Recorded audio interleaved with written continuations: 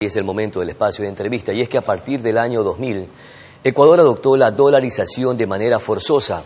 Desde ese entonces, el dólar estadounidense reemplazó al sucre como moneda oficial debido a una grave crisis económica que provocó constantes devaluaciones. Sin embargo, a pesar de que han pasado ya casi un cuarto de siglo, siguen escuchándose voces a favor de la desdolarización en el país. Estas situaciones complican o no el crecimiento económico del país, que se prevé crezca en un 2% de acuerdo al Banco Mundial. ¿Será un año, este 2025, mejor para la economía ecuatoriana? Esas son algunas inquietudes que le estaremos planteando y formulando a nuestro invitado, Juan Carlos Jácome, analista económico, a quien saludamos y le damos el saludo y la bienvenida. Buenos días, Juan Carlos. ¿Cómo está? ¿Qué tal? Bienvenido a Noticias Oromar. Buenos días a toda su audiencia y un gusto compartir con ustedes. Juan Carlos, en el 2024 Ecuador terminó en una recesión económica. ¿Cómo están las proyecciones para este año 2025? Sí, como usted bien lo mencionó en la introducción, se estima que para este año se tenga alrededor de un crecimiento económico entre el 1.5 y el 2%. Eso evidentemente es un contraste importante y favorable para el país y para todas sus actividades en comparación con lo que se vivió el año pasado. En el 2024, en varios periodos o meses de este año, se evidenció que precisamente hubo un decrecimiento económico. ¿Qué factores incidieron para provocar este decrecimiento? Sí. De hecho, recuerdo que el primer anuncio ocurrió para el primer semestre de 2024, en que la economía formalmente había decrecido. Muchas personas tienden a explicar este fenómeno post-mortem, es decir, hacen la autopsia del cuerpo, que sí, que el consumo disminuyó, que la inversión disminuyó, pero hay una sola variable clave que permite pronosticar de alguna forma lo que va a pasar con la economía, y esta variable se llama la oferta de dinero, es decir, cuánto dinero circula en la economía, o lo que técnicamente es conocido como M1. ¿Okay? Cuando esta variable crece, ¿okay?, anualmente, mes a mes, y comparo enero con el año pasado, la economía tiende a activarse más en el corto plazo, ¿sí? O cuando esta disminuye, uno prevé que la economía pueda decrecer. El año pasado, ya desde finales del 2023, y se profundiza en el primer trimestre del año pasado, el dinero decrece. Ya no solo que crecía a menor ritmo, sino que decrece la oferta de dinero. Y era fácil prever que la actividad económica iba a tener el mismo comportamiento, lo cual se ve reflejado ya a partir del cuarto mes del año pasado, y obviamente como la tendencia siguió de crecimiento del dinero hasta aproximadamente mayo, se vio de manera mucho más evidente en junio, julio del 2024. Pero al finalizar el 2024, en cambio la historia cambia, hay un incremento del dinero muy importante. Y este incremento se debió principalmente a que el cacao enfrentó precios impresionantemente altos de exportación, lo cual hizo que más divisas llegaran al país y por ende el crecimiento del dinero se veía reflejado de esa forma. Pero no solamente tenemos que depender del cacao, sino de otros productos. Usted decía que es importante que exista oferta de dinero, es decir, circulación de dinero. ¿Y qué factores deben incidir precisamente para que exista este factor importante y haya la circulación pertinente para no entrar en este proceso de crecimiento económico, sino al contrario? Sí, a ver, es que en realidad al estar dolarizados, la cantidad que circule en la economía no depende mayormente de nosotros. Depende principalmente de cómo el Ecuador interactúe con el exterior. Veamos, ¿cuáles son, digamos que, las fuentes de ingreso de divisas al país, de dólares al país? Exportaciones, si tenemos las petroleras y no petroleras, tenemos obviamente lo que se contrata de deuda externa, porque al final entra dinero en ese momento, las remesas también son ingreso de divisas al país, y diría que principalmente está todo, y obviamente, conceptualmente hablando, también inversión extranjera directa. Yo hablo poco de ella, no porque no sienta que eso es importante, sino que históricamente, desde 1960, de ese entonces, esta variable ha significado aproximadamente el 1% del PIB hasta el año 2023 inclusive. Es decir, no ha sido una variable tan relevante para efectos de captar divisas hacia el país desde 1960. Entonces, todo eso que le menciono es lo que ingresa de divisas al país. Obviamente la salida, también hay que tener clara, que son las importaciones, el pago de deuda, la salida que cada persona tenga de capitales, porque así lo desee. En todo caso, las sumas y las restas dan una cota. Esa cota al final es lo que circula en la economía. Y lo que hace que la economía crezca es que esta cota suba. Claro. Entonces, por ejemplo, el choque de cacao ayuda a que la cota suba. El día de mañana, cuando se exporten a más mercados, ¿sí? Esto no es de un día para el otro, la cuota va a subir. Claro. Entonces, lo importante es buscar cómo hacer que esta oferta de dinero crezca en el corto plazo, pero siendo conscientes de que poco de esto lo controlamos nosotros. Claro, es decir, que el peso para que exista la oferta de dinero o para que se dinamice o se reactive la economía en el país y entremos en un franco crecimiento económico, depende más del Estado, de la inversión que se pueda generar a través del Estado. Depende, porque si esa inversión viene del bolsillo de todos nosotros, solo que es reubicada del bolsillo de las personas o de las empresas hacia el Estado para que invierta, no hay un aumento de oferta de dinero. El dinero sigue siendo el mismo. Lo que hay que hacer realmente es comprender cómo funciona el mercado de dinero. Hasta el momento le he dicho una parte de la historia.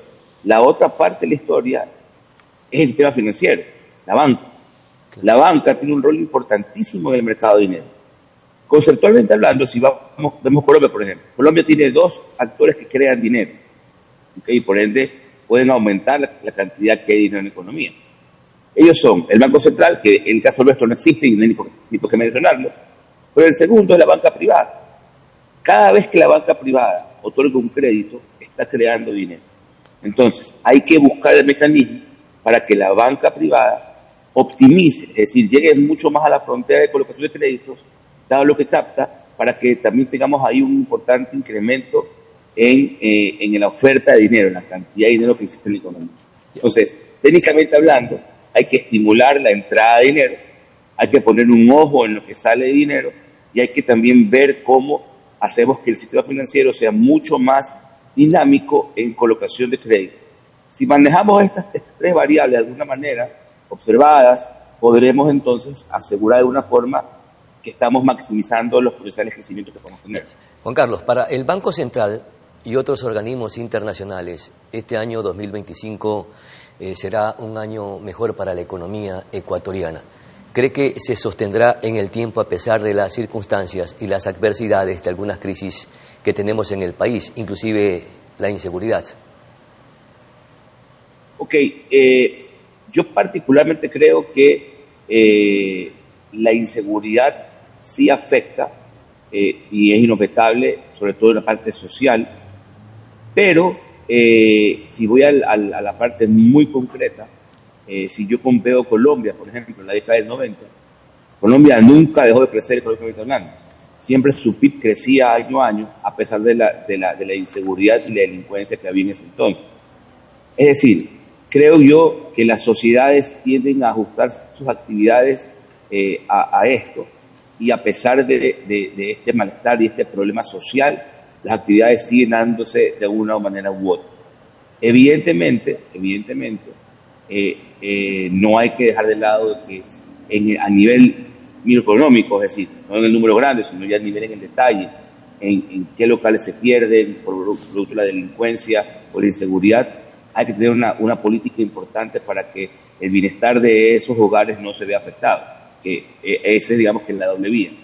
Pero en el agregado, si lo vemos como PIB del país, creería yo que esa variable en un punto quizás pudo haber afectado, pero en este momento creo que ya está internalizado en el día a día de las actividades. Es algo que es una escalada a diferente nivel, pero yo creo que por lo pronto ya las actividades económicas ya han internalizado esto, inclusive socialmente la gente se mueve de una u otra forma regularmente, lo cual ya revela que uno como individuo lo va poniendo dentro de su día a día. Ojo, esto no quiere decir que sea algo normal y que tenga que seguirlo controlando, pero creo que la tarea más que a nivel macro es a nivel micro. Cómo ayudar a que esos hogares que perdieron un negocio por seguridad o por inseguridad, ¿sí? Puedan cambiar o transicionar a otras actividades para poder mantener sus hogares. Perfecto. Juan Carlos, ¿cuán clave es la dolarización en nuestra economía para sostenerla y para que se impulse ese crecimiento económico que se ansía o que se pretende y que está registrado por precisamente el Banco Mundial, que tendríamos un crecimiento de un 2% durante este año? Tomando en consideración que existen algunas voces que tienen la intención, no sé si sea precisamente por el ambiente político que estamos viviendo o electoral, que se pretenda un poco desdolarizar o proponer una desdolarización a través de propuestas que pudieran desestabilizar la economía de nuestro país. Sí, lo decía días atrás en una colega de ustedes dentro de mi presentación, y le decía que, en mi parecer, sería un sinsentido, venga quien venga, el pronunciar el concepto de salir de un dólar. ¿Okay? ¿Por qué razón? Más que por lo económico, porque a nivel económico se puede argumentar fácilmente, digamos que hay economías que crecen sin tener un dólar. Colombia y Perú son economías que han crecido de manera importante y no han tenido un dólar como moneda local. Es decir, tener el dólar no es condición sine qua non para crecimiento económico. Es decir, hay gente que crece con dólar y sin dólar.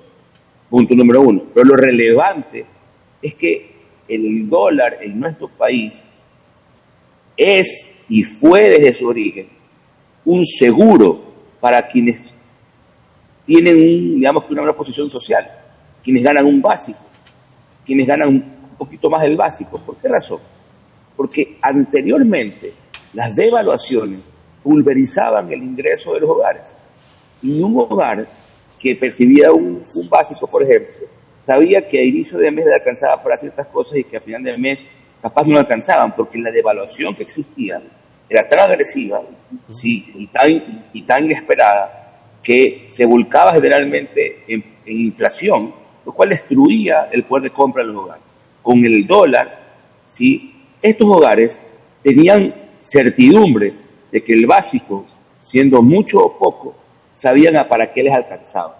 Y en el tiempo, su básico no se ha deteriorado. Ha realmente mantenido una estabilidad de su consumo y les ha permitido planificar hacia adelante, proyectarse, endeudarse quizás en una casa, en un vehículo.